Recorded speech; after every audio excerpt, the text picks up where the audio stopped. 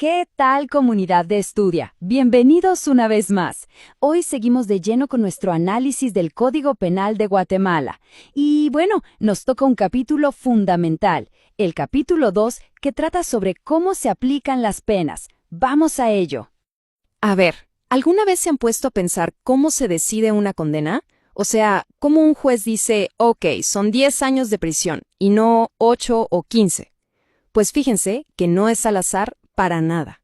La ley tiene un sistema súper claro para hacer esos cálculos, y eso es justo lo que vamos a desmenuzar hoy. Bueno, para arrancar, vámonos a lo básico. Antes de hablar de rebajas o aumentos, hay que entender cuál es el punto de partida, ¿no? La regla base sobre la que se construye todo lo demás. Aquí hay un concepto clave: delito consumado. Sencillito, significa que el delito se completó, se hizo todo lo que se tenía que hacer. Y miren, como establece el artículo 62 del Código Penal, la pena que uno lee en la ley, por ejemplo, esos 15 a 40 años por homicidio, esa es la pena para la persona que cometió el delito y lo llevó a término. Ese es, digamos, nuestro piso para empezar a calcular. Ahora, la pregunta del millón: ¿y qué pasa si el delito no se completa? O si alguien no fue el autor principal, sino que nomás ayudó, ¿reciben la misma pena? Pues no, la ley es muy específica con esto y tiene unas rebajas bien claras. Vamos a ver cómo funciona. Y justo aquí es donde el tema se pone bueno, porque el sistema penal no mete a todos en el mismo saco, para nada. Distingue muy bien entre la persona que intenta cometer el delito, la que ayuda y la que de verdad lo ejecuta. Y créanme, esa diferencia se ve reflejada directito en los números de la condena final. Miren esta tabla, es súper clara. Como establece el artículo 63, si alguien intenta cometer un delito pero no lo logra, o si alguien es cómplice de un delito que sí se consumó, a ambos se les rebaja la pena en una tercera parte. Ahora fíjense en esto, que es aún más interesante. Como establece el artículo 64, si alguien es cómplice pero de un delito que tampoco se consumó, o sea, una tentativa, la rebaja es todavía más grande: 2/3 partes.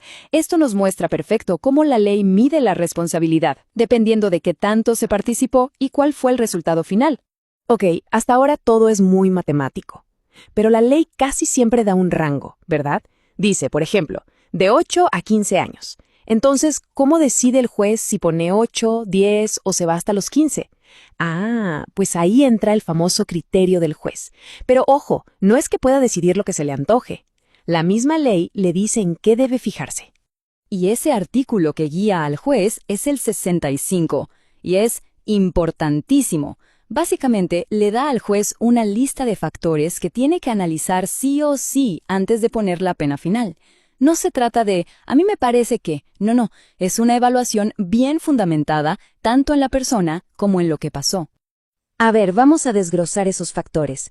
El juez tiene que ver qué tan peligrosa es la persona condenada, qué antecedentes tiene, y ojo, también los de la víctima, cuál fue el motivo del delito, el tamaño del daño que causó y, claro, si hay algo que haga la falta menos grave, atenuantes, o más grave, agravantes. Es un análisis completísimo para que la pena sea, pues, lo más justa posible para ese caso en particular. Y ya casi para cerrar este capítulo, nos faltan 3 reglas adicionales. Son cortitas, pero súper importantes en la vida real, ya cuando se está ejecutando la sentencia. A ver, son estas 3.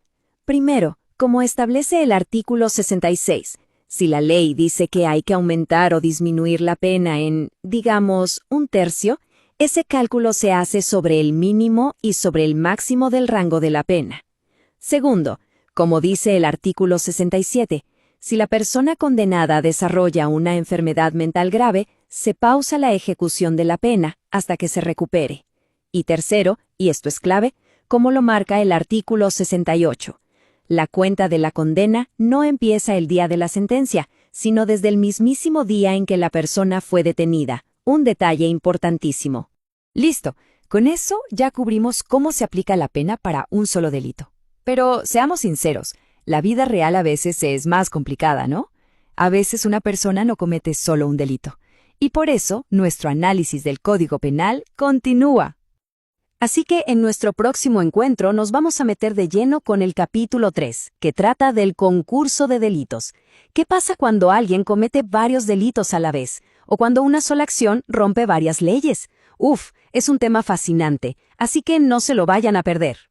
Este es material exclusivo de la cuenta Estudia. Por favor, comparte y síguenos en nuestras redes sociales, TikTok, YouTube y Facebook. Y aprendamos derecho.